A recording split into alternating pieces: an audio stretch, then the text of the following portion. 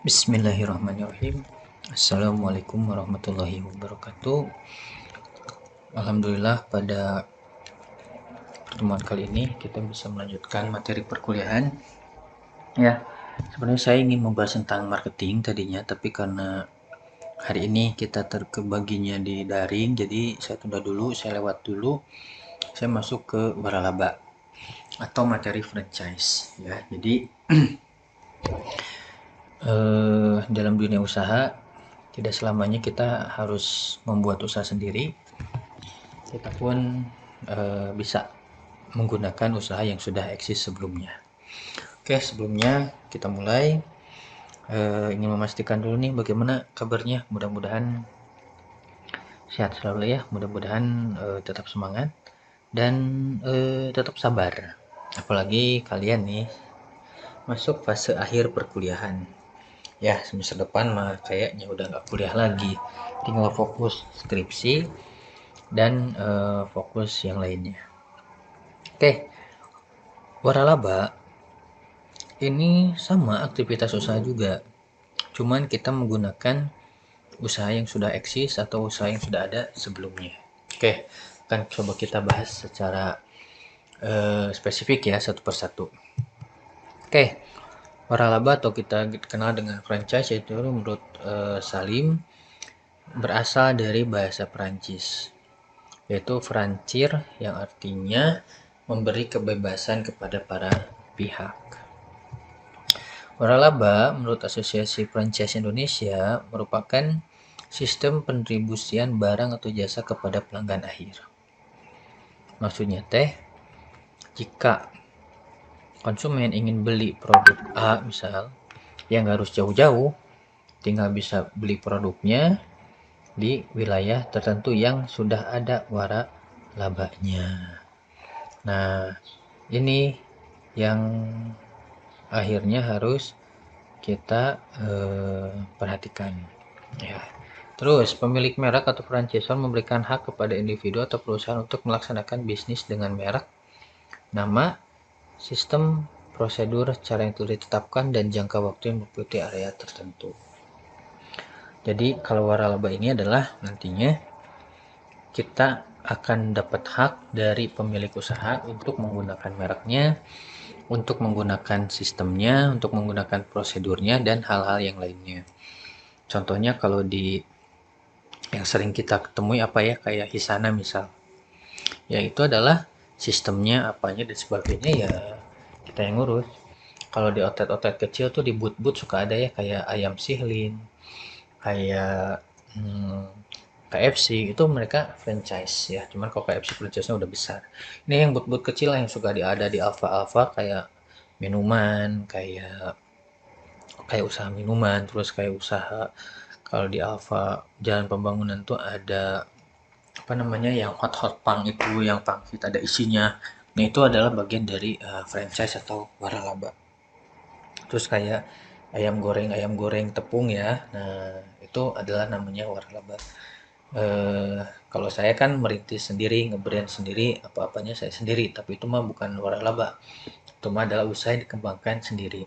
Kedepannya saya berharap waralaba atau tidak, belum tahu juga sih, karena belum tertarik juga sih saya untuk masuk dunia waralaba. Oke, nantilah ada beberapa hal yang kenapa saya belum memutuskan untuk membuka waralaba. Oke, menurut peraturan pemerintah, waralaba merupakan penyediaan dan penjualan barang jasa di mana pihak penerima waralaba diberikan hak untuk memanfaatkan dan menggunakan hak atas kekayaan intelektualnya atau haki, penemuan dan serta ciri usahanya yang dimiliki pihak lain, yaitu diantaranya pemberi waralaba dengan suatu imbalan berdasarkan persyaratan ditetapkan pihak waralaba. Jadi waralaba itu punya aturan tertentu, punya aturan tersendiri yang memang standarisasinya sudah dibuat, standarnya sudah diatur, sehingga apabila kita melanggar bisa putus mitra nantinya. Terus, waralaba merupakan hak khusus yang dimiliki oleh seorang maupun badan usaha terhadap sistem bisnis dengan ciri khas usahanya. Tujuannya adalah untuk memasarkan barang atau jasa telah berbukti berhasil dan dapat dimanfaatkan oleh pihak lain berdasarkan perjanjian waralaba. Jadi waralaba itu intinya adalah produk yang berhasil sebenarnya, yang dipasarkan atau kembali dipasarkan di beberapa daerah, tidak hanya menentu di satu daerah. Tapi tetap yang namanya kualitas, yang namanya hasil produk ini harus sudah sesuai dengan standarnya. Ya, jadi nanti harus kita pahami dulu kalau ingin berbisnis lewat jalur waralaba seperti apa yang harus kita benar-benar perhatikan. Terus, di dalam waralaba ada franchisor, ada franchise. Franchisor adalah pemilik produk, ya, pemilik usahanya, jasa atau sistem operasi yang khas dengan merek tertentu yang biasanya telah dipatenkan. Nanti ada franchise-nya, perorangan atau pengusaha lain yang dipilih franchisor untuk menjalankan usahanya. Jadi, misal saya di sini punya punten saya punya Ciba, ya saya udah ganti nama nih Ciba Pop. Dan ketika ada orang yang ingin menggunakan merek saya, ya saya franchise-kan. Saya nggak buka cabang, tapi saya franchise-kan. Saya jual franchise Ciba Popnya ke mereka, dia nanti tinggal beli bahan baku yang standar dengan saya, nanti saya ajarin cara masaknya sebagainya, sudah selesai. Ya, jadi nanti sistemnya dia pakai sistem saya. Beda sistem ya sudah saya putus hubungan. Kenapa? Karena untuk menjaga tadi prosedur, kualitas dan sebagainya. Makanya itu di dalam waralaba ada franchisor, orang yang punya usahanya, dan ada franchise-nya, orang yang dipilih oleh franchisor untuk menjalankan usaha tersebut. Oke, sistem waralaba. Pertama, produk, barang, dan jasa memiliki pasar yang jelas dan brand yang baik. Ya iyalah, kalian mau jualan produk A, ya harus jelas dulu pasarnya siapa. Terus nama produknya baik apa enggak. Nah, ini harus diperhitungkan juga. Terus nanti selanjutnya memiliki formula dan desain yang dipatenkan. Harus punya standar. Kenapa? Karena itu akan berkaitan dengan kualitas produk kita. Ya. Terus ketiga memiliki merek dagang. Kenapa punya merek dagang? Karena kita harus bisa memastikan produk yang kita jual benar-benar bisa diterima oleh pasar. Karena itu yang nantinya akan menjadi sasaran dan menjadi target baru dari pelaku usaha. Jadinya itulah yang harus kita perhatikan, itulah yang harus kita pahami. Merek dagang ini penting, jangan sampai nanti kamu waralaba, ternyata mereknya udah dipakai orang lain. Berarti yang salah adalah franchisornya, bukan kamunya ya. Kenapa dia tidak mendaftarkan mereknya? Terus keempat, memiliki sistem manajemen keuangan untuk mengendalikan arus kas. Ini harus diperhatikan juga bagaimana kita harus benar-benar paham tentang sistem keuangannya. Jangan sampai nanti waralaba mereka nggak jelas sistem keuangannya, akhirnya kita juga akan bingung. Kenapa? Karena waralaba ini nanti kan sudah jelas. Kalau kamu misalkan jual produk A, berapa keuntungannya, nanti berapa resikonya, bagaimana nanti polanya. Kalau saya sehari dapat 500.000 misal, bagaimana cara ngitungnya, bagaimana tiap bulannya dan sebagainya. Kenapa? Kamu kan nantinya harus muterin uang. Kamu harus menjalankan sistem, jangan sampai nanti pihak waralabanya bilang yang Islam cuma akang lu jalanin usahanya, ya nggak bisa gitu. Tetap mereka harus punya sistem. Oke. Sistem waralaba yang selanjutnya adalah memberikan konsultasi manajerial. Jadi namanya waralaba adalah layanan. Misalkan nanti franchise yang A punya masalah, ya kita kasih masukan, kita kasih saran, kita kasih strategi. Kalau dia misalkan terbatas di pemasaran atau apapun itu, ya kita harus berikan konsultasinya. Terus keenam, adanya paket periklanan yang memenuhi skala ekonomi. Jelas, waralaba harus dilengkapi dengan pola promosinya, pola pemasarannya, dan pola-pola apapun itu yang berhubungan dengan kebutuhan pemasaran. Jadi itu yang harus kita pahami, itu yang harus kita bisa untuk dianalisis kebutuhan tentang waralabanya. Terus ketujuh, adanya layanan yang baik dari franchisor. Ya, tadi berbicara layanan kan ini ya. Kalau terima konsultasi ya kita harus layanan. Jadi franchisor jangan sampai untuk menerima keluhan, kritik, saran, segala perbaikan apapun itu yang datang dari konsumen, sehingga diharapkan dari waralaba ini nanti muncul hal-hal atau ikatan-ikatan emosional antara franchisor dengan franchise. Terus kedelapan, memiliki konsep dan komitmen bisnis yang teruji. Ini jelas. Jadi nanti misalkan waralaba, oke kita target ya setahun kamu harus A, B, C, dan D. Jangan sampai kita nanti pilih jenis waralaba. Sekarang tuh banyak loh bisnis yang waralaba. Coba nanti kamu masuk ke Instagram ya, banyak penawaran-penawaran modal 6 juta bisa bisnis ayam, modal 6 juta bisa bisnis minuman, tapi ketika saya buka Instagramnya followersnya baru sedikit, berarti dia kan baru mulai juga. Dia itu mau bisnis atau mau bisnis waralaba. Waralaba yang baik itu mereka kuatin dulu bisnisnya, dengan waralaba dia menyebarkan bisnisnya. Ada orang yang jualan bisnis, sebenarnya dia nggak dagang produk itu, tapi dia jualan boot, dia jualan produk boot dalam bentuk ayam. Nanti si franchise-nya beli ke saya, jadi saya cuma jualan bahan baku aja, padahal nggak jualan produknya. Hati-hati, banyak orang yang seperti itu. Makanya dulu teman saya berpesan, kalau kamu mau waralaba minimal lah perusahaannya sudah eksis di atas 3 tahun. Teman saya sih bilangnya 2 tahun ya, tapi di atas 3 tahun loh. Kenapa? Saya merasakan sendiri loh, merintis usaha sekarang mau masuk tahun kedua, dan itu capeknya masih minta ampun. Perputaran modalnya masih belum stabil, belum nanti saya harus ngurusin bagaimana pola SDM-nya, ngatur SDM tuh gimana. Baru satu tempat aja saya nggak kelabakan. Komo kalau saya harus buka waralaba, bagaimana ngatur kualitasnya. Inilah yang harus jadi pemikiran bersama. Ada konsep dan komitmen bisnis yang teruji. Terus waralaba di Indonesia, ya. Ini kita bahas dulu waralaba di Indonesia, sejarah dan sebagainya. eh, Berkaitan dengan sejarah waralaba di Indonesia. Akhir tahun 1970-an, masuknya Sekai Pizza, KFC, Swensen, dan Burger King menjadi awal pengenalan franchise di Indonesia. Selanjutnya, perkembangan waralaba di Indonesia mulai terlihat pada tahun 90-an, tuh 20 tahun selanjutnya ya, dengan peningkatan 35 waralaba, di mana waralaba asing ada 29 dan lokal ada 6 buah. Inilah yang mensejarahi pertumbuhan waralaba di Indonesia. Terus selanjutnya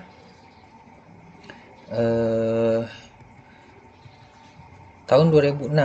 Tahun 2006 usaha yang menjalankan waralaba bertambah jadi ratusan. Lihat ya, bisa kita pahami betapa orang mudah untuk menjalankan bisnis waralaba. Ya. Terus di tahun 2006 ada waralaba asing sebanyak 220, ada juga lokal 230. Pertumbuhan waralaba pada tahun 2006-2008, franchise bak jamur di musim hujan hampir 57%, meningkat dari tahun sebelumnya mencapai 35%. Tapi ini harus kita hati-hati ya. Jangan sampai pertumbuhan waralaba ini nantinya menjadi sesuatu yang merugikan bersama. Karena apa tadi? Ketidaksesuaian sistem dan sebagainya. Makanya tadi saya bahas tentang sistemnya dulu. Saya bahas tentang manfaatnya dulu. Kenapa? Karena jangan sampai nanti kita jual beli bisnis. Bukannya untung, malah kita dapat hal-hal yang tidak kita inginkan. Terus, tahun 2008 tercatat sebanyak 250 waralaba asing dan 450 waralaba lokal yang tersebar di 31.000 gerai dan memiliki nilai omset sebanyak 81 triliun. Itu kan lumayan besar juga ya si waralaba ini. Terus usaha waralaba yang ada di Indonesia paling banyak diminati adalah usaha makanan dan minuman. Sisanya jasa layanan pendidikan. Jasa layanan pendidikan misalnya dulu ada ada Tridaya ya, itu sama franchise juga. Ada Sony Sugema, ada sebagainya, banyak lah. Dan itu ada menjadi cikal bakal pertumbuhan waralaba di Indonesia. Pertumbuhannya dari tahun 970-an sampai di 2008 terjadi peningkatan. Cuman kesininya ada sedikit penurunan ya.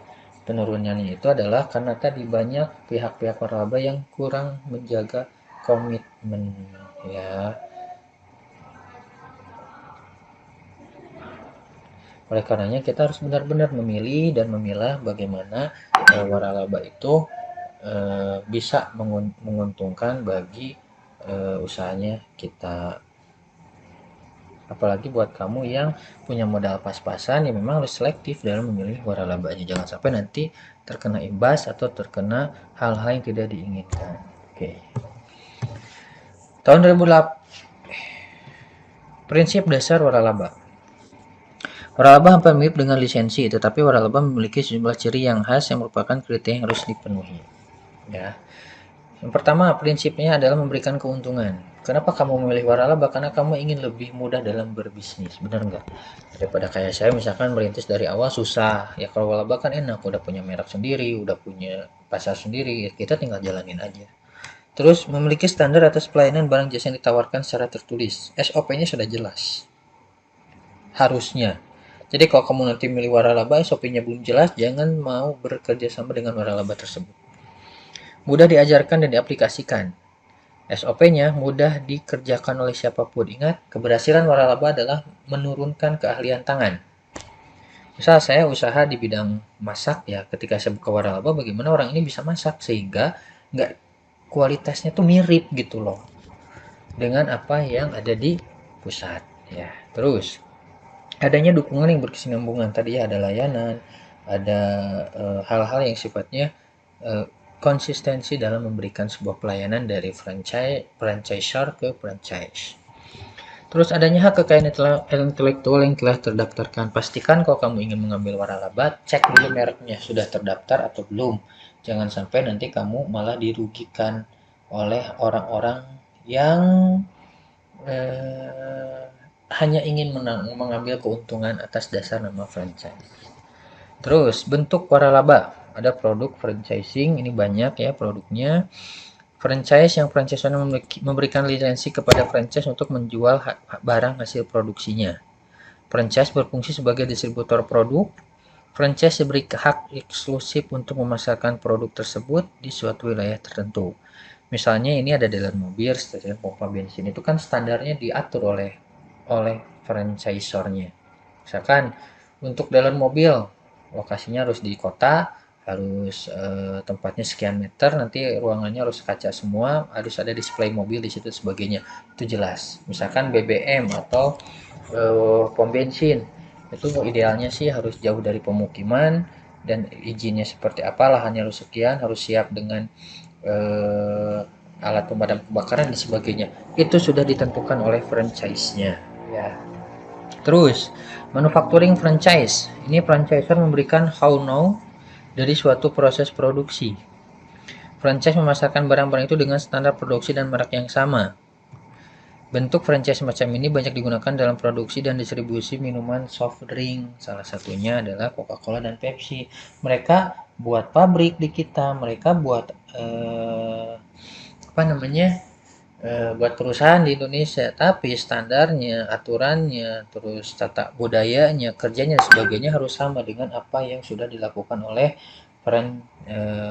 franchisornya. Jadi kita di sini hanya melakukan aktivitas publikasi saja. Ya, jadi nanti prosedurnya, aturan, tata kelolanya kita harus mengikuti ke mereka. Ya, jadi standarnya sama. Kamu nyobain Coca-Cola di Indonesia dengan kamu nanti nyobain Coca-Cola di Singapura, ya standar rasanya sama. Karena apa? Di situ ada SOP yang sudah ditentukan. Ya, terus bisnis format franchising. Franchise yang franchise-nya mengoperasikan suatu kegiatan bisnis dengan memakai nama franchisor. Sebagai imbalan dari penggunaan nama franchisor, maka franchise harus mengikuti metode-metode standar pengoperasiannya. Berada di bawah pengawalan franchisor dalam hal bahan-bahan yang digunakan, pilihan tempat, desain tempat usaha, jam penjualan, persyaratan karyawan dan sebagainya. Ini bisa kita contoh dari produk-produk yang fast food ya. Seperti ini yang kita mengerti jelas lah. Franchise memberikan sebuah konsep bisnis yang meliputi strategi pemasaran, pedoman dan standar pengoperasiannya kepada franchise. Franchise memiliki identitas yang tidak terpisahkan dari franchisor. Franchise ini seperti KFC, Burger King dan sebagainya. Nanti di sini kamu harus mengikuti standar yang sudah ditentukan oleh mereka. Misal resepnya, bahan bakunya, cara memasaknya, apapun itu tidak bisa kalian ganti. Bajunya, pelayanannya, sampai ke ucapan selamat pagi atau selamat datang pun itu kita harus sama.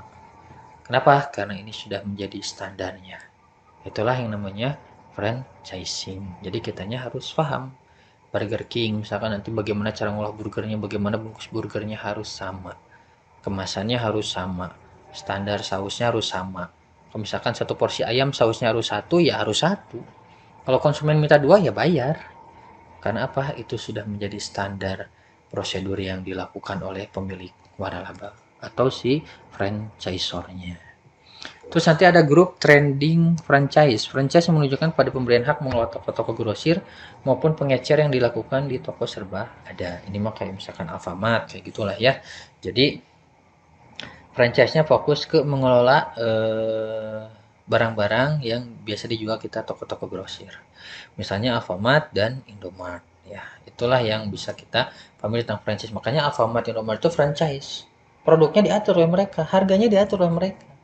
Gitu. Kita mah hanya ikut mengontrol, hanya ikut melihat dan sebagainya. Makanya itu sebenarnya sih enaknya franchise teh. Kita tuh tinggal melakukan bisnis yang sudah dilakukan oleh franchisornya kita. Tapi kita harus cari franchisor yang benar-benar sudah teruji.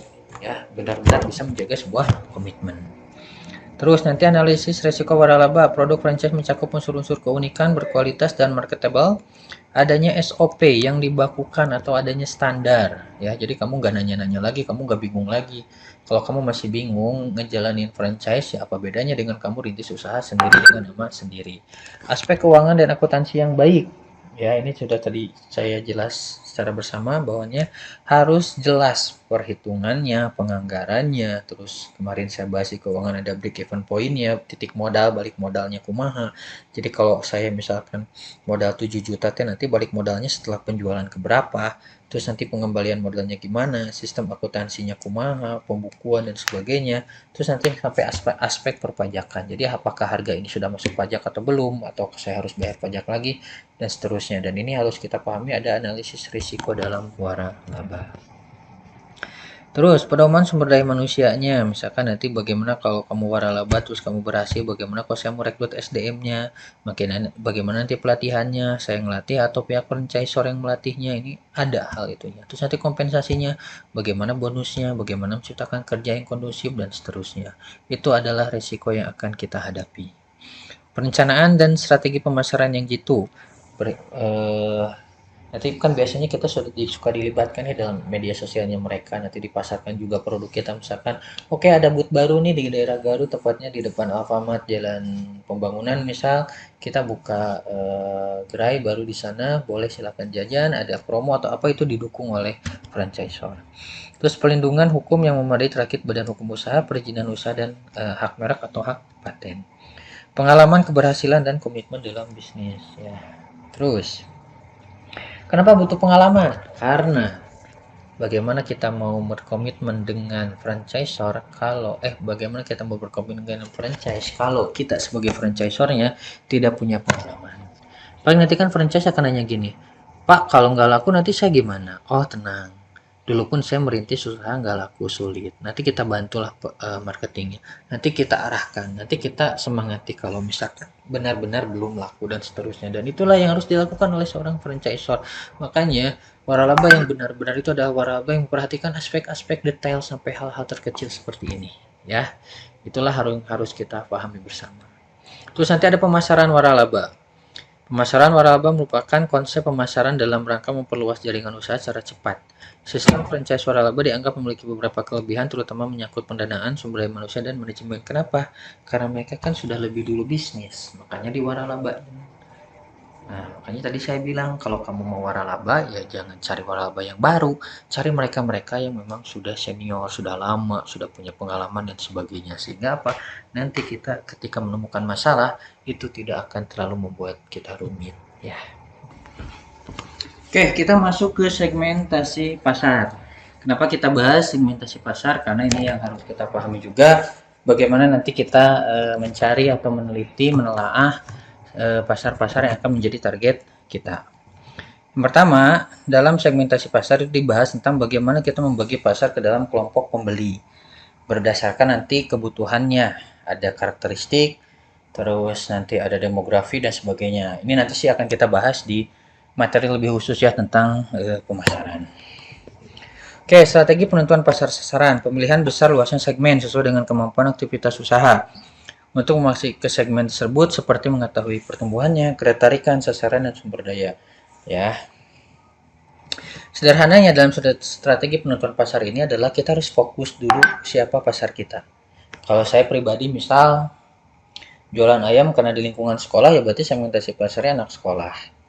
Ya, pertumbuhan mereka ya saya lihat misalkan uang jajannya berapa. Terus minat mereka sukanya apa? Pedes, banyak, enak, riweuh tah jualan budak di budak sekolah namanya. Terus nanti sasarannya seperti apa? Mereka waktu laparnya kapan, mereka waktu enak makannya kapan, sampai sumber dayanya gimana, cara melayaninya gimana. Kalau layanin ke anak sekolah itu nggak bisa serius-serius amat, ya kita harus sampai bercanda juga dan seterusnya. Jadi ada nanti strategi penentuannya seperti apa. Terus membangun brand yang kuat, bisnis pasti memiliki persaingan. Ingat, persaingan bagi saya adalah kawan. Kenapa? Karena dengan banyaknya persaingan berarti orang bisa memilih ketika mereka bosan. Kabayang ngomong produk anu orang kumpul, jadi melitik kepaksanya. Paling resepna mah seminggu sekali, sisana mah kapaksa da di. Nah, makanya bagi saya persaingan adalah kawan. Kawan untuk menambah referensi orang menikmati yang namanya usaha yang sudah kita buat. Ya, misalkan saya jual ayam ya. Kalau mereka bosan dagang ayam saya ya besok-besok bisa jajan ayam bakar, besok-besok bisa jajan ayam geprek. Nanti bosan dengan ayam geprek ya kembali lagi ke ayam saya dan itu real kan, normal gitu ya.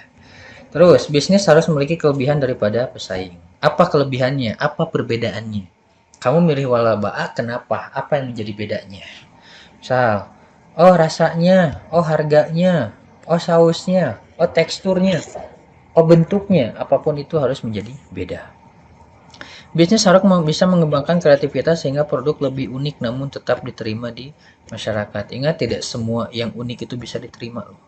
Pernah dengar produk bolu cangkang pisang ya secara masih diolah dulu dibersihin dulu cepet tapi tetap ya kalau kita udah dengar namanya cangkang mah identiknya kotor kurang bersih atau apapun itulah sehingga masyarakat akan sedikit takut atau mungkin geli untuk menikmatinya. Terus pertahankan loyalitas konsumen. Mengapa orang memilih bisnis waralaba? Ya, tentunya karena sistem waralaba memungkinkan adanya konsistensi dalam kualitas produk, tidak peduli dari mana mereka membelinya dan siapa mulanya, tapi produk dan jasanya yang berpengaruh bagi customer experience. Kamu kalau dulunya tinggal di Bandung suka KFC, ketika KFC ke Garut, nggak peduli siapa yang masaknya, kamu tetap akan cinta dengan namanya KFC. Karena apa? Di waralaba ketika SOP sudah dibentuk, maka di situ akan muncul kepercayaan. Ya, waralaba berharap bisa mempertahankan loyalitas konsumen. Saya misalkan hari ini berharap produk saya bisa nasional ya. Ya saya kuasai di Garut lah.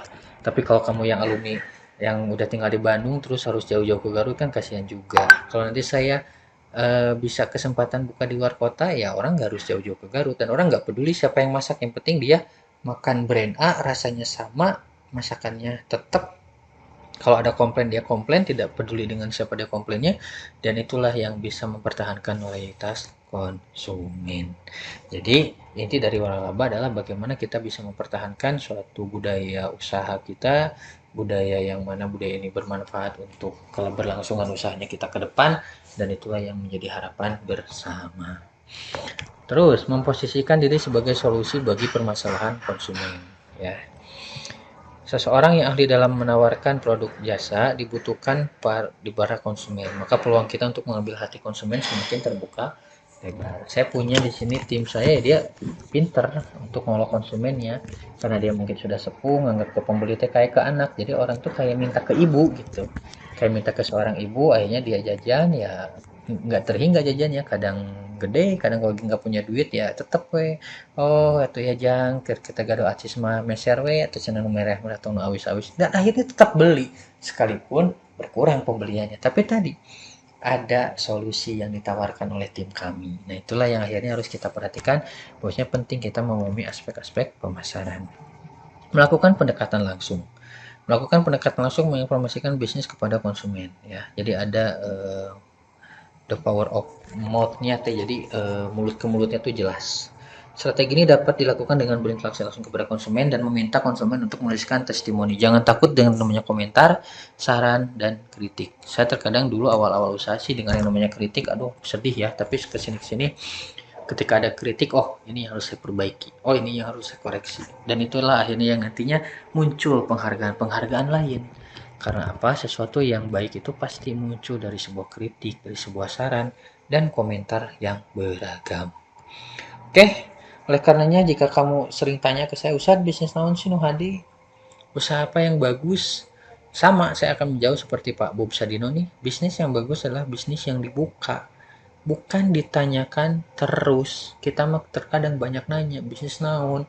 Ah, bisnis iya sih rugi, bisnis itu rugi, rugi. Bisnis terjadi rugi nah ya. Beda loh kalau kamu jalanin bisnis terus rugi. Apa? Kamu dapat untung. Apa untungnya? Pengalaman.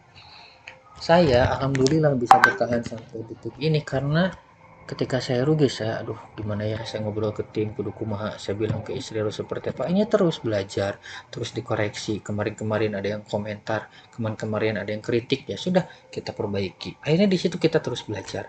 Karena kalau kamu bisnis tanpa belajar, ya ibarat kamu kuliah tapi teraka kelas, gaya weh hunkulnya mahasiswa tapi tara kuliah rek naon ya. Nah inilah akhirnya yang seringkali menjadi masalah di diri kita, adalah menyalahkan bisnisnya, padahal kamunya loh yang harus ditanyakan, siap nggak bisnis, siap nggak beresiko.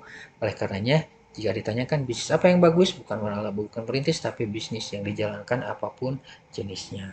Oke, itu saja untuk pertemuan hari ini. Mudah-mudahan bermanfaat, mudah-mudahan bisa dipahami bersama. Pentingnya kita memahami kondisi bisnis, khususnya di bidang bisnis waralaba, biar kita tidak tertipu dengan yang namanya franchise. Jadi kalau kamu mau milih franchise, pastikan franchise-nya sudah punya sistem yang baik, sudah punya pengelolaan yang baik, dan sudah punya pengalaman yang baik minimal di 3 tahun ke atas. Hatur nuhun. Mudah-mudahan bermanfaat, bisa dipraktikkan dalam kehidupan sehari-hari. Jangan takut untuk memulai usaha ya. Karena kalau kamu sudah takut duluan, berarti kamu sudah rugi duluan ya. Mereka yang menjalankan usaha pernah mengalami jatuh bangun kok ya. Jadi itu mah sudah biasa lah. Makanya pegang prinsip saya, kalau kamu ingin menjadi seorang pengusaha, ibarat kita menjadi pegawai. Kamu jadi pegawai kan gak ada rasa takut dipecat. Ya sama lah, usaha juga jangan sampai takut bangkrut atau apa, karena ya dipecatnya kamu berarti bangkrut ya, tutupnya usaha kamu berarti bangkrut juga. Jadi ya tetap kita harus punya proses, apapun itu nanti ya, mau kerja, mau dagang, mau usaha apapun itu, jangan pernah takut dengan yang namanya risiko. Kita bisa meminimalisir risiko, kita bisa merubah apa yang ada, apa yang kurang dari dalam aktivitas kita untuk kemudian menjadikan diri kita lebih baik. Oke, itu saja. Hatur nuhun. Assalamualaikum warahmatullahi wabarakatuh.